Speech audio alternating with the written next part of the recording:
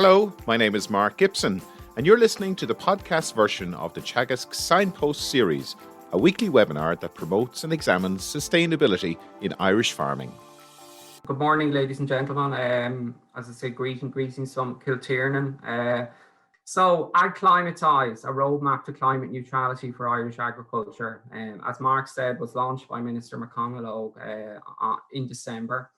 So it's great to have an opportunity to talk to you about it this morning, given that it's very timely. I just want to kind of, set the scene a little bit and, why we're in this space.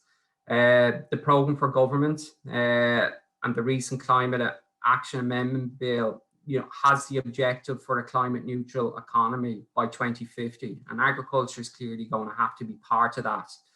At an international level, the Paris Agreement, I suppose, sets the overarching context and framework for where we are. So there's a goal, an objective to limit temperature rises this century to less than 2 degrees above pre-industrial levels, and to actively pursue effort to limit temperature increase to less than 1.5 degrees. We're probably at 1.2 degrees at the moment. So, it's really the time for action now in order to have any chance of achieving this. Many of you will be familiar with the European Green Deal, and that's also kind of framing the work that the department is doing. The farm to fork strategy is a key part of the Green Deal, along with the biodiversity strategy. And there's no doubt the farm to fork strategy and some of the targets that are in that would have influenced department thinking in terms of bringing together this roadmap over the last number of months. So look, it's clear, at an EU level, there's a requirement now to reduce greenhouse gas emissions by 55% by 2030, and that's up from 40%. This was recently agreed by the European Commission. And as I say, agriculture will need to play its part. So just very briefly on the farm to fork strategy. Look, I'm sure people have seen it. For those of you who haven't, it's very much focused on reducing the environmental and climate footprint of the food system. It's about ensuring food security and public health for our citizens. And it's leading a global transition towards a competitive, sustainable farm to fork agri-food sector. So Europe would see themselves very much as a leader here, and they want to, I suppose, influence, agricultural policy and food production systems at a global level. There are clearly new opportunities, around the whole issue of carbon trading, and I'll touch on that later in my presentation. And finally, it's about creating a robust and resilient food system. So look, just to recap the role of agriculture in Irish emissions, Ireland was the second country to declare a national climate emergency. Agriculture is the largest contributor to greenhouse gas emissions in Ireland, accounting for about 34% of total emissions. The main source of greenhouse gas emissions is livestock, essentially. It's enteric fermentation methane, and nitrous oxide also plays a big role, about 2/3, 1/3, give or take. Emissions have been increasing, especially since the removal of milk quotas in 2015, where dairy cow numbers have expanded, quite significantly. So look, what are the environmental challenges? Like generally, as animal numbers go up and fertilizer sales go up to kind of match that, there's impacts around this. There's impacts around greenhouse gas emissions, ammonia emissions, they both go up. And then there has been a disimprovement in biodiversity, water quality over the same time frame. So the challenge is, well, how are we going to address these issues in order to transition the sector to a more long-term sustainable platform? This graph basically shows, where we are in terms of emissions, both of methane and total greenhouse gas emissions for the agricultural sector. This was based on the 2019 Climate Action Plan, where we're at, as you can see on the graph, we're about, 20.4 megatons at the moment, and the target was to reduce that by 10 to 15% over the next 10 years. Ammonia emissions is also something that we have to address, and this is the other part of the roadmap. This is the air part of the roadmap. We have a target to reach in terms of ammonia emissions. It was 112 kilotons by 2020. We have missed that target.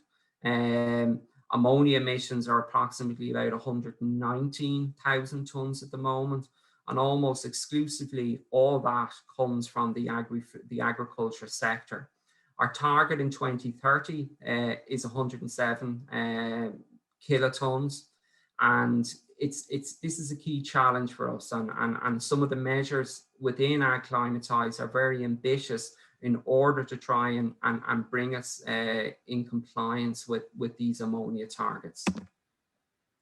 So just to briefly, I've mentioned briefly just at the start in my introduction, like AgClimatise, we had a public consultation process that was launched in November 2019. And that closed, I think, in January of last year, about a year ago, I think, to the day, in fact.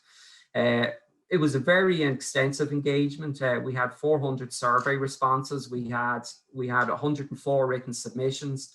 And then we had a stakeholder participant workshop held in Tullow in February, and some of you would have been at that. So look, taking all those inputs that we received, the division started the drafting of the final document. Collaboration is a key component here. All stakeholders will need to work together, to tackle the climate change and air pollution issue we have. The department can't do it all. Sustainability, look, we want to ensure that we remain at the front of globally sustainable food production systems. Consumers are becoming ever more educated on the environmental footprint of agriculture, as we all know. And in order to safeguard the future of the Irish family farm for generations to come, we do need to change certain things, how we're farming, on the ground. So look, the vision of AgClimatise is to develop a climate neutral food system, which is compatible with the Paris temperature goals, which I talked about, where the climate impact of methane is reduced to zero and remaining emissions are balanced by removals. So essentially this means, as you will have seen in the document, there is a significant cut in methane emissions from the livestock sector needed over the next 30 years. The Intergovernmental Panel on Climate Change would say that a reduction of between 24 and 47% is needed in order to reduce that global warming impact of methane coming from livestock.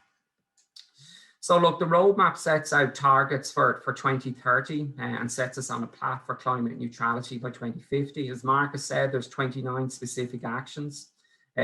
I've mentioned the issue, like I said, we had that extensive engagement with all stakeholders, and this is so important from the department. It's a living document. The document will change and evolve over the decade. There's a new climate bill is being negotiated at the moment. And over the next 6 months, as that is finalised, we can expect probably to see some changes to this document.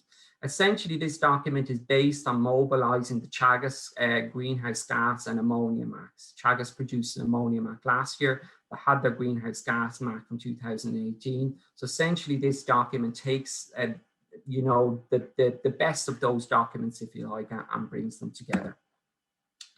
So look, a climate neutral agri-food sector, I've kind of said what that means. We need to reduce the methane by this 24 to 47% by 2050. The role of feed additives are going to become really important here, but we can also make huge strides in this in terms of breeding and focusing more on selecting for methane in our breeding programs. It's about reducing nitrous oxide emissions from fertilizer use. There's a very ambitious target in AgClimatise to reduce nitrous oxide emissions by 50% over the next 10 years. And then it's about balancing residuals by carbon offsets through forestry, grass and hedgerows. And also then the issue of reducing ammonia emissions. A key part of what we need to do is around chemical nitrogen use. Chemical nitrogen is a big driver of nitrous oxide emissions. It accounts for about 40% of them. So by 2030, there's a target nitrogen chemical fertilizer usage of 325,000 tonnes. We're probably at about 375,000 tonnes last year. This is in line with the 20% reduction in the EU Farm to Fork strategy based on peak use, where nitrogen peaked about 408,000 tonnes in 2018. There'll be co-benefits to water and air in terms of ammonia, in terms of reducing that. 50% of nitrogen use is in the dairy sector. So, you know, it's clear that the dairy sector are going to have to carry a significant burden, you know, in relation to this action. So what do we need to do in order to achieve that? We need to optimize our nutrient management planning. We need to enhance liming. It's a key part of the strategy also. If we have our lime status of our soils at the correct level, we can legitimately reduce nitrogen levels and still get the same grass growth response. Low emission slurry spreading is a key part. We've very ambitious plans to transition to 90% use of low emission slurry spreading by 2027. The benefit here, of course, that we get a better recovery of nitrogen from our organic manures, enabling, you know, to keep more nitrogen in the system and improve that nitrogen use efficiency. Covering external slurs will also be required.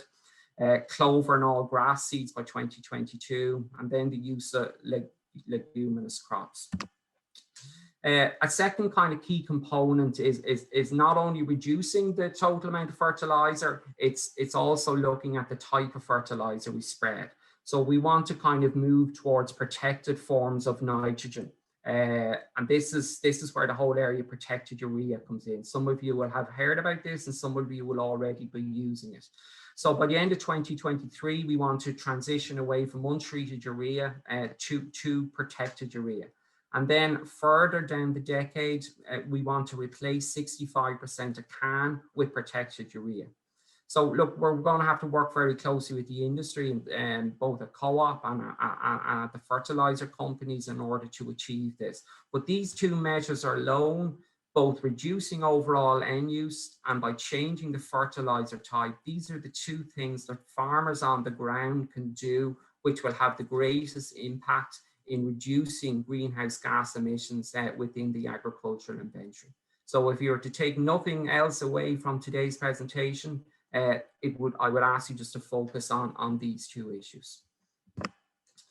Another important thing, as we see, will be to genotype the national herd. I mentioned about the issue of breeding and breeding more methane efficient animals, particularly on the beef side, but also on the dairy side through the EBI.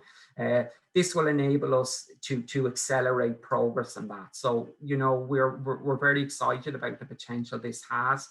We will be setting up a group, you know, within the department to lead the development of this action. Again, improved grassland management is key. It kind of ties in, if you like, with the nitrogen reduction piece. You know, we need to have improved grassland management. So we're providing, you know, maximizing the growth of grass, you know, on our farms, you know, to reduce the need to be bringing in concentrates onto the farm. Animal health is key. If we can keep our animals healthy, they're more efficient, you know, and that has a positive impact on the overall carbon footprint of the farm. There are a number of diseases there. I'm not going to go through them all. For example, we want to eradicate BVT by 2023. So the department would have programs around that, and AgClimatise just kind of brings them together in one slide there. So again, we also want to reduce the crude protein in livestock feeding stuffs. I've mentioned about external feeding stuffs coming onto the farm. It's a source of nitrogen. It's adding to that nitrogen balance, if you like, on the farm. So it makes sense to reduce the nitrogen in those, reduce the crude protein in those feeding stuffs to the maximum level. We also want to invest heavily in novel feed additives in order to make that reduction in biogenic methane. Over the next 30 years, well, feed additives are going to need to play a role in achieving that. So there'd be an increased emphasis on building on the research done to date over the next number of years. Another key aspect is this increased proportions of homegrown proteins, and this is something that will interest the tillage farmers. Again, from a sustainability point of view, from a story point of view, from a board BIA point of view, in terms of marketing our products to other, international markets, this is a nice story. If we could kind of circularize the agri-food sector a little bit more by using more homegrown proteins, I think this will be a positive. I think everyone would accept that. Organics is going to be part of it. We launched a strategy in January 2019. We're probably going to have to relook at that. Minister Hackett is very keen on this area. But look, it has to be market demand led. It's the increase to 350,000 hectares is in line with the EU Farm to Fork strategy, and it's something that's going to need a lot of work, it's a very ambitious target between now and 2030. I mentioned tillage farming. Tillage farming plays a key role. We would like to maintain or increase the area of tillage, above the 300,000 hectares by 2030. Probably winter grown cereals are going to become a bigger part of it, I would say, because they're more efficient from an environmental point of view in terms of the nutrient use efficiency. We've seen kind of developments in terms of winter grown barley, to provide malt for the whiskey industry. Leguminous crops as break crops, reducing chemical N. Again, it comes back to that nitrogen piece.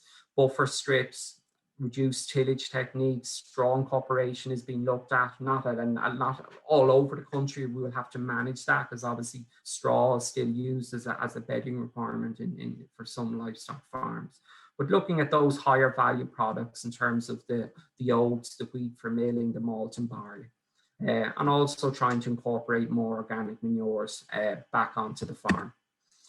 So in terms of land use, a big part of what we need to do is we need to reduce the management intensity of about 40,000 hectares of peat-based agricultural soils. This would have a very positive, impact on the greenhouse gas inventory. You all know about your hedgerows. You're very, very, very conscious of the role they can play in terms of carbon sequestration. So there's a key kind of focus in AgClimatise to protect, enhance, and increase the number of hedgerows on farms. I mentioned farm carbon trading at the outset. There's many farms farming in a very extensive way in Ireland. You think of our suckler farmers, our tillage farmers. They're providing public goods, and we would like to try and find a way to support, those farmers in terms of maybe an additional income stream to help those farmers and reward them for the public goods they are providing.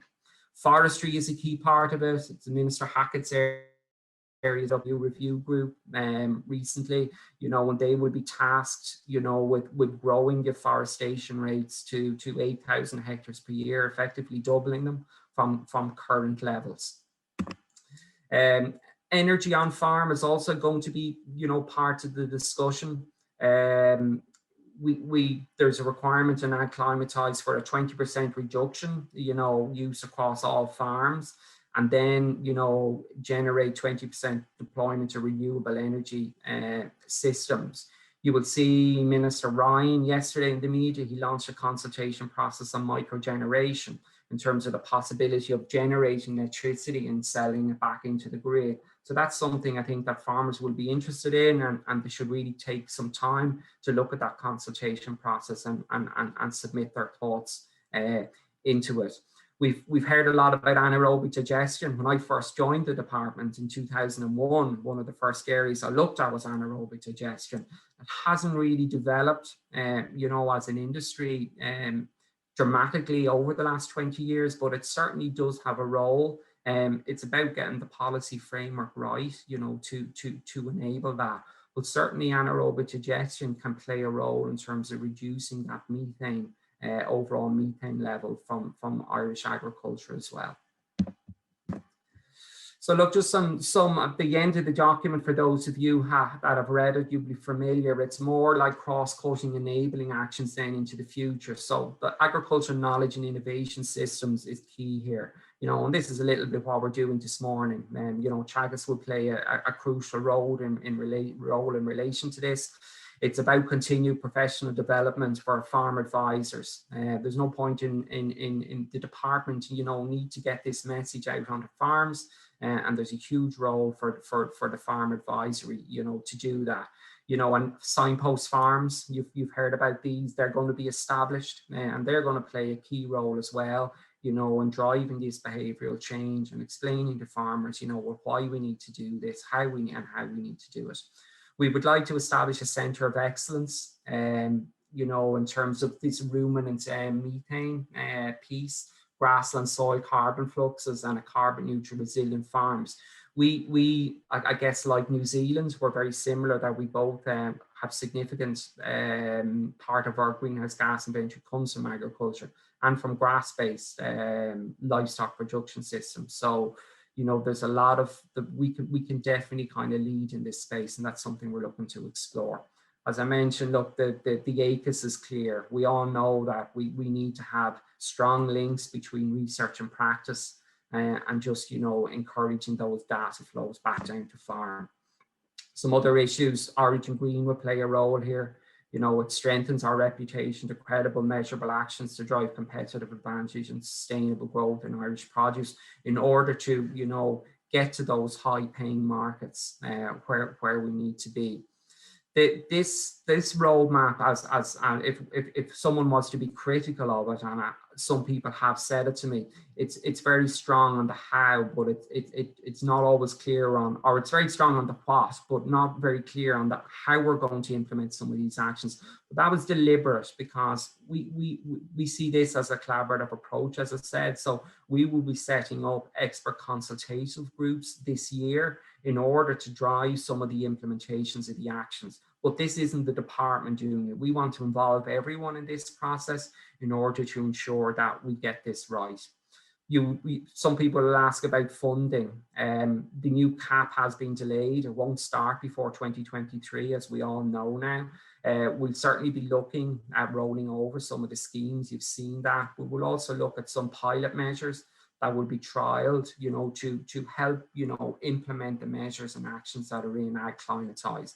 But it's broader than just CAP. We will need agri-industry support via incentives and collaboration also. Just to highlight just, where the CAP is, as I said, it's not yet finalised, but there will be increased environmental ambition.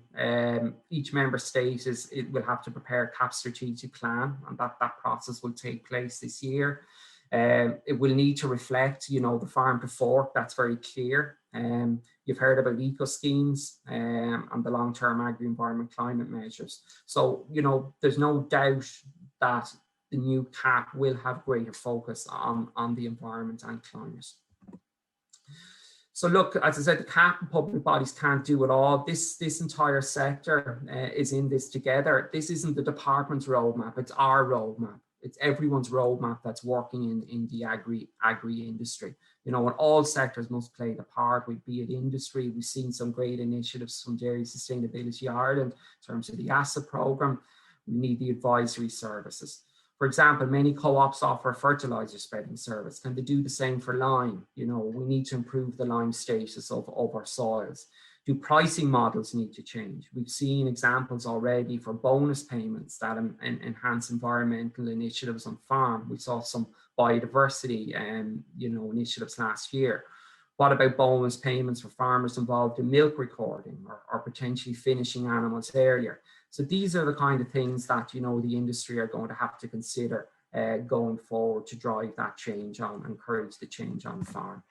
So look, Ireland has a great story to tell. We know that, but, some of the environmental, parameters have been going in the wrong direction in recent years. So it's time to act. It's time to act now in order kind of to take back control of the situation. So just to conclude finally, so what's AgClimatise? In the main, we need to kind of negate the climate impact of biogenic methane. So that's methane from our rumen and from our livestock. There'll be two focus areas around that. Animal breeding will play a role, and the new technologies that will eventually come on stream, such as feed additives.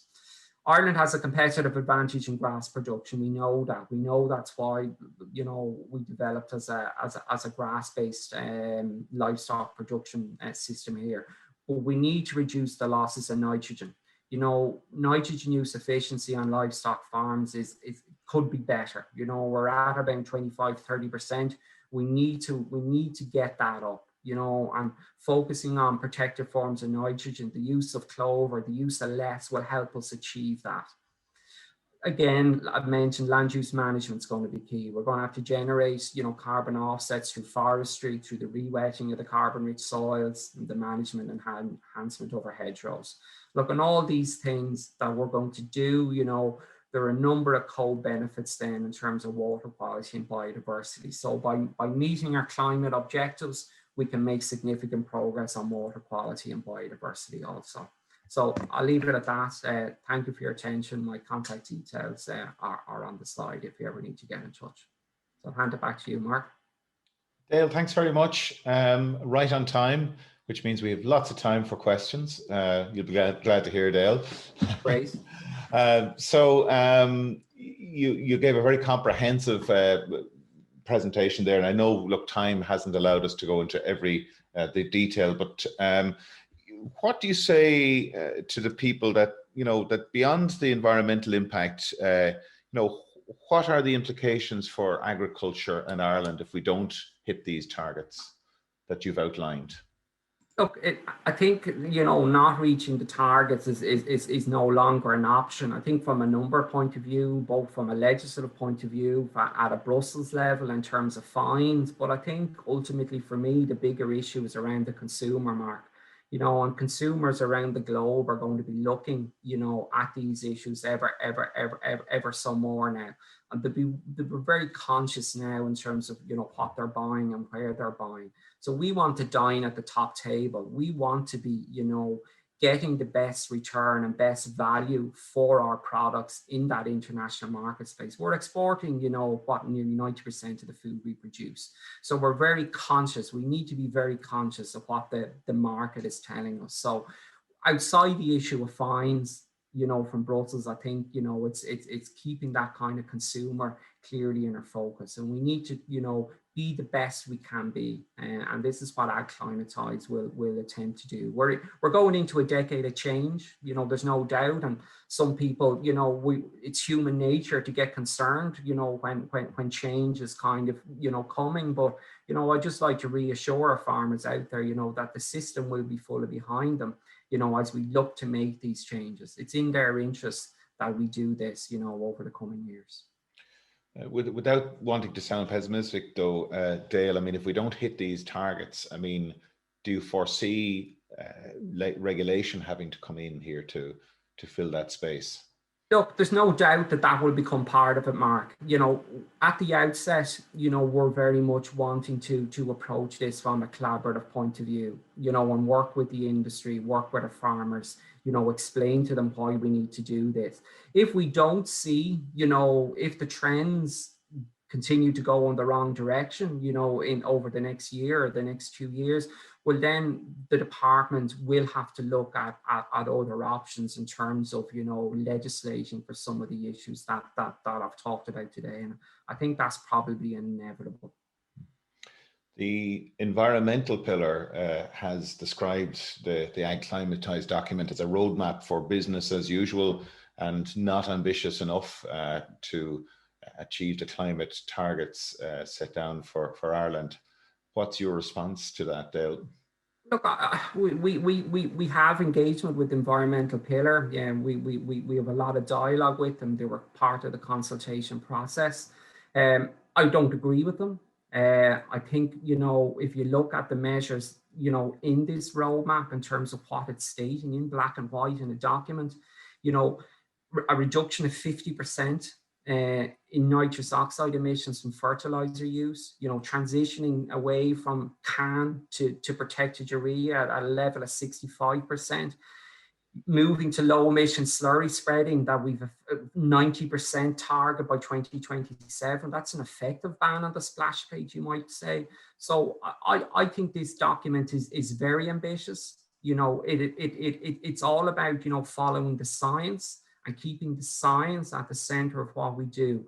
And that's about, you know, negating, you know, the climate global warming impact of biogenic methane. And you know, this roadmap will start us on a path to achieve that. Okay, and Dale, that there has been kind of repeated referrals to the fact that the dairy cow numbers are on the increase, and just how compatible is that with the AgClimatise document? Sure, look, that's a good question, and it's something that, you know, has generated a bit of media coverage over the last few weeks. Look, the reality is that the AgClimatise roadmap is very much based on a stable methane emissions. We cannot see methane emissions grow over the next 10 years. So that's the whole fundamental basis of the document. If dairy cow numbers continue to grow and nothing else changes, then we cannot achieve, you know, our objective of stable methane. Suckler cow numbers are predicted to fall, you know, over the next 10 years. So there may be some, you know, very limited room for further growth in the dairy sector, but we're really reaching, you know, the end of the road in terms of that kind of, you know, expansion in the dairy sector. Breeding will allow us some maybe room for maneuverability and feed additives, you know, when they come, but they're not expected to come, you know, to the latter part of the decade. So we do have to watch this very carefully in terms of the trends in animal numbers over the next year or two. And just from you mentioned on your slide, I think it was one of your slides near the end there, Dale, about just transition. And I know just time didn't allow to actually go into the detail of it. But what measures are put in place in this document to ensure this just transition? Because we know that this is a fundamental part of the whole climate change policy, is to try and ensure that nobody is left behind. Sure, like Mark, that's an important part. It's an important action at the end of the document. You know, we will have to sit down and kind of, you know, look at this. As you say, we don't want to leave anyone behind, but we don't necessarily think we do need to leave anyone behind. You know, if we take a kind of a holistic view of what we need to do, we believe we can have a thriving dairy industry. We believe we can reinvigorate the beef industry. We want to maintain the tillage sector. We don't really see a situation where we're going to be leaving large, you know, groups of farmers behind. But at the same time, you know, things will change. And, you know, we have to make sure that as we transition through these changes, that there is a sense of fairness around it, and there's a sense of fairness in relation to what we're asking farmers to do. Thanks, Dale. Pat, some really interesting questions coming through there. Yeah, and on a wide variety of elements of it. Just, I suppose, a few fairly general ones. There's a question there, or a comment that is postulating that maybe farmers will take a wait-and-see approach in relation to climate action rather than taking action now. Is that a viable option? I think the answer to that is no, and I don't think the farmers or anyone watching this morning will be too surprised to hear me say that. We need to take action yesterday, and that's the reality. If we don't start acting now and making the changes that we need to make now, the ask of us in the latter part of the decade just increases. So we need to spread the burden out, you know, over the decade if we want to be able to get on this path towards climate neutrality. So the answer to that is very much no. I want to see farmers cutting fertilizer use on their farms this year, this spring, when they're planning their fertilizer program. We can't wait till next year. A question from Ray Bates. Would the speaker care to comment on the fact that there is a view that agriculture is responsible for 34% of Irish emission is based on outdated methane accounting system? Yeah, look, that's a fair question from Ray, and look, the department are kind of very engaged in that discussion, you know, around the whole issue of metrics. Look, the reality is, regardless of whether we operate on a GWP 100 or a GW star, you know, accounting system, and I don't want to get into too much detail around this, we still have to reduce methane emissions, you know, and that's the reality. And like people, the scientists like such as Miles Allen in the University of Oxford, that's who's been kind of leading, you know, the scientific discussion around methane and accounting for methane in a different way. Miles would fully acknowledge that methane emissions still need to reduce. So that's the principle that we're starting with. We will be engaging, you know, at an international level, you know, and talking to people to see, you know, well, what are the prospects of transitioning to a different accounting system. That takes time. Nothing can happen between now and 2030 because the systems are locked in until that point. But over the coming years, we will certainly be engaging, you know, on this issue in a serious way. But I would just simply caution, back to my first point, that regardless of the metric you use, methane emissions still need to be reduced. A couple of questions in relation to anaerobic digestion and the potential for that to deliver, I suppose, on a number of fronts in terms of emissions reduction and also in terms of circular bioeconomy, and a couple of questions around the possibility of support for anaerobic digestion. Look, it's a fair comment. The Department of Agriculture, I suppose, don't lead on that, and part of the policy in relation to anaerobic digestion. We engage very closely with our colleagues in Department of Energy. You know, looking at the issues around, you know, anaerobic digestion, it clearly has a role to play. It's very capital expensive, you know, capital intensive at the start. You know, we have to kind of look at that financial payback in order to make the systems viable. From a scientific point of view, there's no doubt that they have a role to play. It can take methane out of the system. It can produce a more, you know, user-friendly organic fertilizer to use after. It can contribute towards renewable energy targets. But it's just around that whole kind of financial model that I think needs to be kind of teased out a little bit more. But, you know, there's a commitment within the roadmap to do that. So it's something that the department is conscious of, and we will be engaging with our colleagues in other government departments to see what can be done in that space. Just a kind of a question from left field a little bit. Do you think that the COVID emergency fallout will impact on the climate plan either positively or negatively, and provide a momentum for potential change? I think if you look at it in general from other sectors, obviously COVID has had a huge impact, you know, on the greenhouse gas inventory for Ireland. For agriculture, I don't think things have changed that dramatically. And I think that's testament, you know, to the great work our farmers and processors have done, you know, over the last year, that they've enabled, you know, food supply chains to remain valid and continue to supply food and put food on our tables. So agricultural emissions, you know, aren't going to change dramatically, but clearly it will have a huge impact on other sectors in terms of seeing their inventory kind of fall last year. There's a comment, I suppose, around the age profile of farming, identifying this as a potential challenge to get change implemented. So I suppose, how do you get young farmers to be in a position to influence the kind of change that we need to see? Yeah, look, I think clearly, like young farmers are probably going to be more receptive to some of these ideas, you know, in the first place.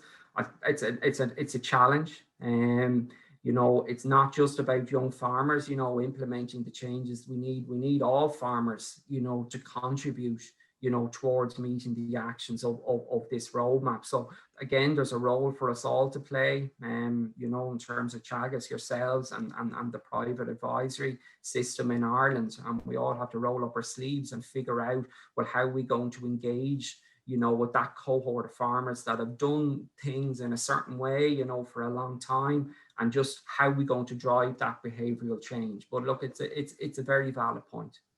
Yeah, and I think our education programs as well. I mean, there's an updating process going on there in terms of, introducing a lot more emphasis on this area.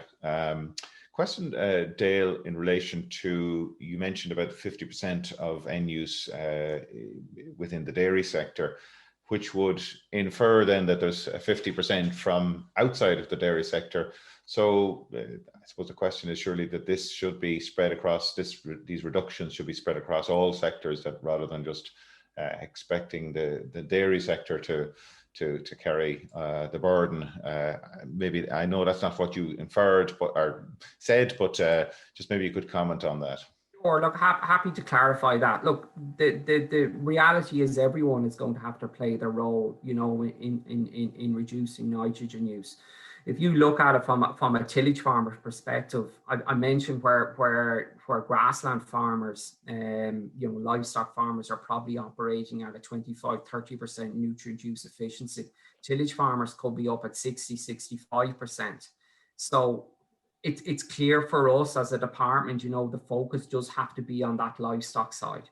And then when you break that down, you look at it in terms of, your dairy versus your beef, your dairy farmer is probably, using that greater proportion of nitrogen on his farm. Livestock producers, beef farmers will absolutely make a contribution here. They're farming in a very extensive way. There are many beef farmers out there that, are very close to being organic in terms of their production, in terms of their nitrogen use levels. So everyone will have to play their role, but dairy farmers have probably driven that increase in end usage over recent times. We have an issue with water quality in certain catchments in Ireland, in Cork and Tipperary, into Kilkenny. We're kind of seeing that. And that's primarily driven by dairy farmers. So I'm very, very clear, and I'm not, there is a focus there, on the dairy sector. We need to get this right. And they will have to, account, as I said, for a significant share of that reduction. You mentioned in your presentation about the reduced management intensity of peat-based agricultural soils. And I was just looking figures up there, around 20% of Ireland's land surface is covered in peatlands. Now, not all farmed, of course, but what sort of measures or actions or policies do you foresee that will help to reduce that management intensity? I suppose bearing in mind that just transition piece that we spoke about earlier. Yeah, look, that's a fair comment, and that's, maybe one of those spaces where that just transition, will come in. I think the first thing we need to do, we need to identify, where these soils are. There's a significant win for the agriculture and inventory by reducing those, the management intensity of those soils and re-wetting them. And I know it's something that the government is keen to look at. Initially, we've talked about that 40,000 hectares, but as this kind of process develops and as this roadmap, evolves over time, I could see that increasing. So we will have to look at that. We will have to set up I could see an implementation group around this whole space, Mar, in terms of identifying and coming up with the actions that would need, in order to support farmers, that are operating in this space. Yeah, and I think that's, you mentioned the expert consultation groups. I think that's a really good initiative to try and get that shared responsibility. And absolutely, it's key. And I want to just reiterate again, like, this isn't about the department saying we do this. We could have held this roadmap back a little bit longer and developed some more kind of thinking around some of these actions, but we didn't want to do that. We wanted to get it out there as quickly as possibly could, and then we want to engage now with everyone. And there's still, people will still have a role, in terms of developing the thinking, the implementation of these actions. I probably foresee maybe, 10 to 12 of these kind of implementation groups working across the different actions, you know, within the document, you know, to drive the implementation of this roadmap. We simply cannot afford to just leave this now on a shelf. That's not what this process is about. It's about getting something out there, getting people clued into what we need to do, and now it moves to how we're going to do it. A question there, how are farmers who engage in making these changes going to get credit for it? How are we going to I suppose, count the changes at farm scale? Yeah, look, I suppose from a climate change point of view and an inventory point of view, Pat, everything works at a national level. So it's all about the you know, the total amount of nitrogen used within the system, et cetera, et cetera. At a more local level, in terms of water quality, it tends to be more local. So, you know, the challenge is in terms of that kind of carbon trading piece, you know, it's about measuring, you know, what is on the farm. And Teagasc have started with a big project, as you know, Pat, on carbon observatories, which will be funded for the next number of years. So that's a great start at trying to identify a baseline of what's there. And when we do that, we will be able to then to measure progress over time, and hopefully at that point reward farmers. The whole area of carbon trading, it's still under development, and we still have a bit to go about that. If you look at the changes in the US, we've got the Biden administration coming in now, and they're going to kind of drive this agenda pretty strongly, I feel, as well, in terms of that kind of whole piece about, you know, encouraging farmers to sequester carbon and trying to increase that carbon sequestration within our land base. There's a question there for maybe a bit of clarification, that to explain the difference between re-wetting peat soils, which can still be farmed, and flooding bogs.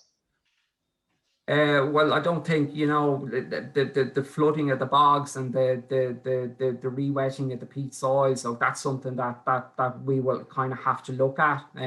It's not something that personally I'm an expert in that area.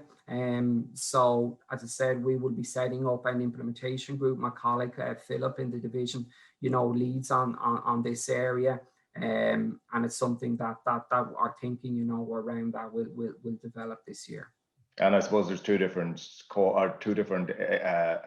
groups dealing with it. You have Bord na Móna dealing with a lot of absolutely, and we'll have to work very closely, you know, with Bord na Móna, and we do kind of work closely with them, you know, in terms of identifying, you know, the soils problem. A question there about organic, and you mentioned an increase, but what proposals are in place to try and deliver an increase in organics?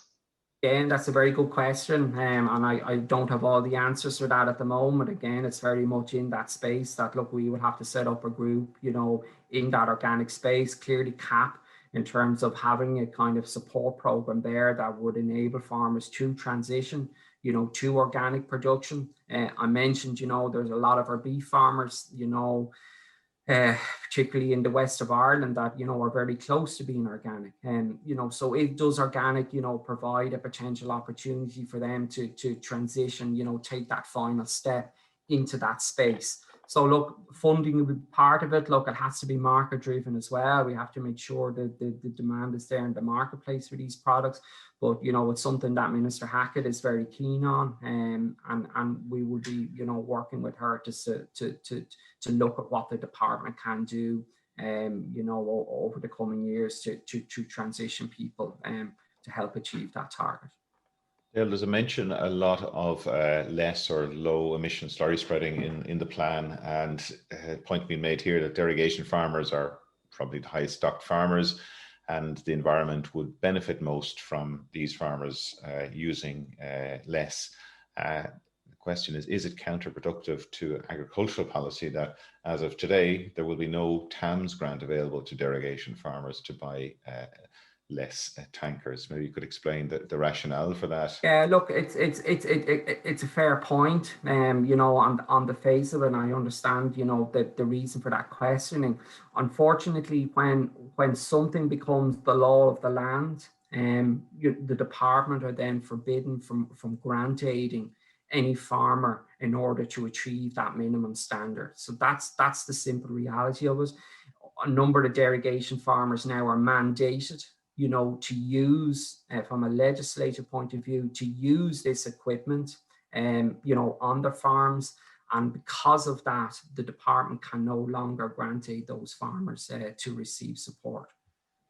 Which would appear to be as counterintuitive, that we're trying to get people to move to using these technologies. And I've had this conversation with some of your colleagues, and I'd challenge that, not that it's within your immediate control, but I think that if we are expecting people to implement these technologies, I think we should be trying to create a supportive and an enabling environment, even if the law is in place.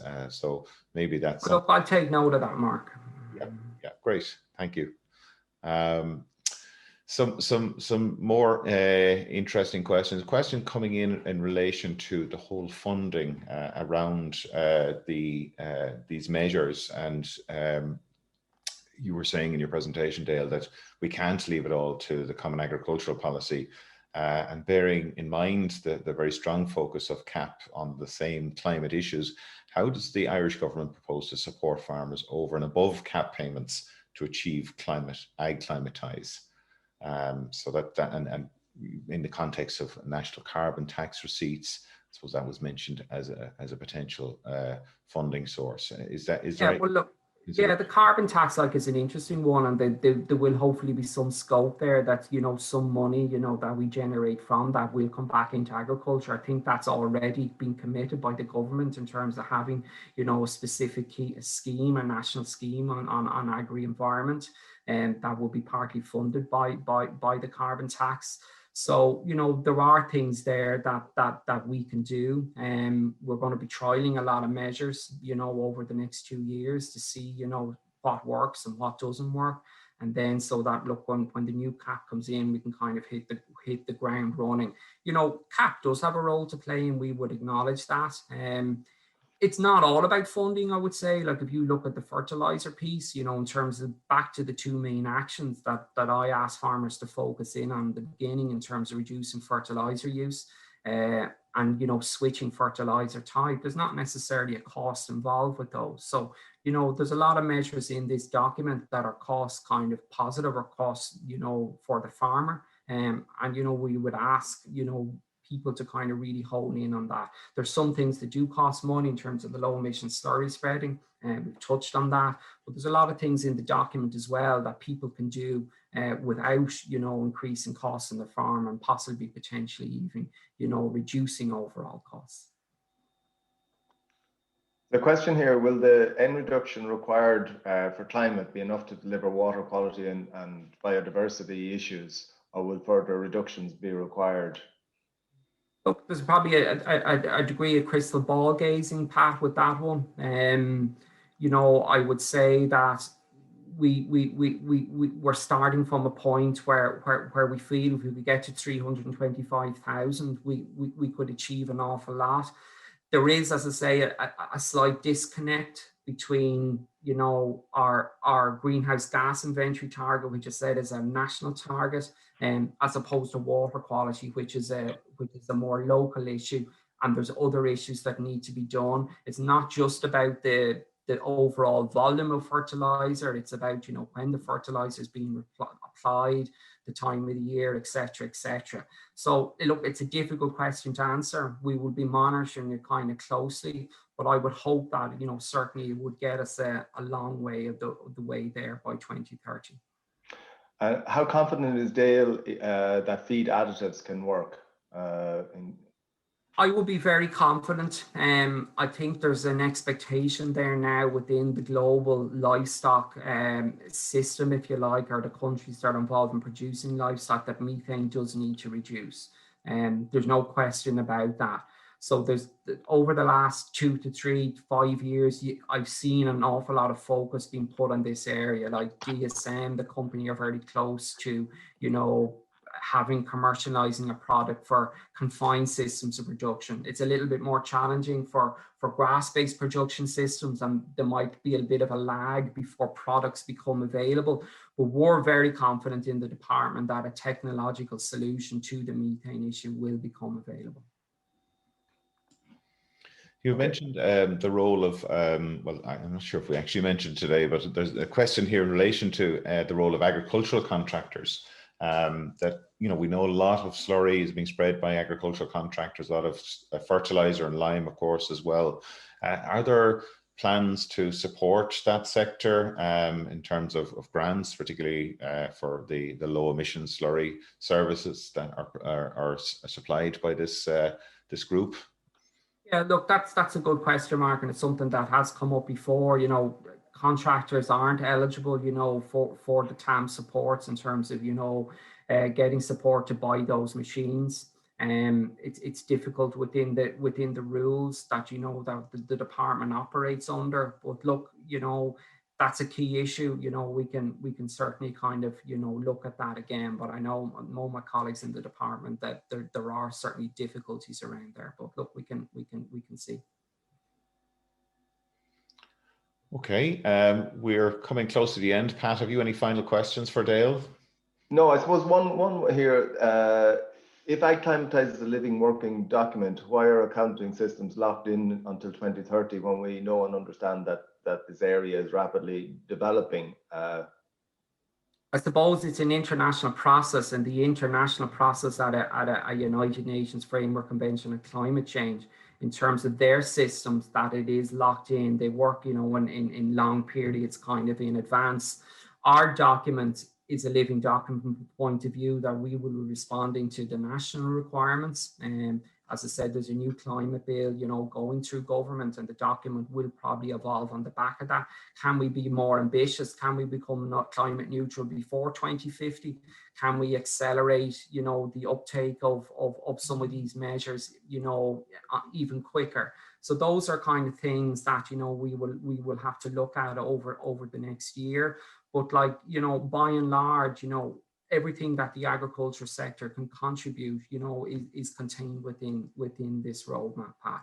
The international piece is much harder to influence and change. There's so many countries around the world that have a voice in this, you know, and if you're changing the focus on methane, if you like, or you're putting more focus back on carbon dioxide, and some other big industrial countries may not be so keen to see that. So that's the challenge the department faces, you know, at an international level. And at the point you made before, it doesn't in any way point us in the wrong direction. We still need to reduce, particularly that. Absolutely, like it's a bit of a red herring from that point of view. As I said, and like people to be very clear, regardless of what metric we have to use, everyone has committed that we need to reduce that methane. We don't know exactly by how much we need to reduce it by between now and 2050, because that science is evolving, but that will emerge. But certainly it's going to be a minimum 20%. Okay, Dale, I'm afraid we're going to have to leave it at that. We're out of time. Can you believe that? Where's that hour gone? Sincere thanks for your excellent presentation. You had some tough questions there, so well done on that. And I think that helps give clarity to a lot of people watching today on, you know, what's in this AgClimatise document, and so we can expect a lot of action over the next number of months and years. Absolutely. In this area. We would say that, just a final point, like it moves to the implementation phase now, you know, and we want to involve everyone, you know, the IFA, the industry, Dairy Sustainability Ireland, Teagasc, the advisors.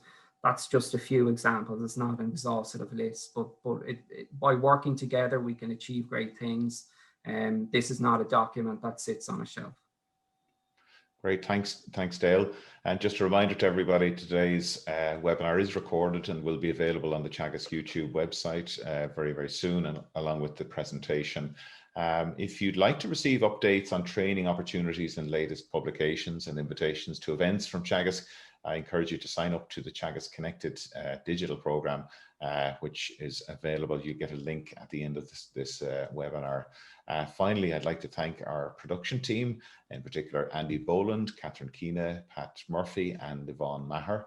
And also to remind you that next week we'll be talking to Elaine Levy, who is an organic specialist with Teagasc, and we'll be talking about the steps to on-farm conversion and the opportunities within organics. So look forward to seeing you all then next week. So thanks again, and we will chat to you next Friday. Bye-bye for now. You've been listening to the podcast version of the Teagasc Signpost series, the weekly webinar that promotes and examines sustainability in Irish farming. Don't forget to join us live every Friday morning for our latest webinar. For more, visit teagasc.ie. And you can also rate, review, and subscribe to the Signpost series on Apple Podcasts, Spotify, or wherever you get your podcasts from. I'm Mark Gibson, and thanks for listening.